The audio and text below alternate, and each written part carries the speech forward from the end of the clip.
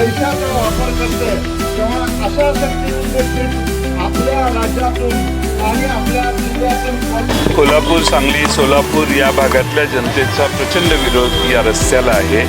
या भागात आधीच रस्ते आहेत आणि रस्ते असणाऱ्या भागात आणखी नवीन रस्ते करू नये, लोकांच्या जमिनी जाऊ नये यासाठी आज राजू शेट्टी, बंटी पाटील यांनी प्रचंड मोर्चा या ठिकाणी काढला आणि त्याला पाठिंबा देण्यासाठी आज मी या ठिकाणी आलो।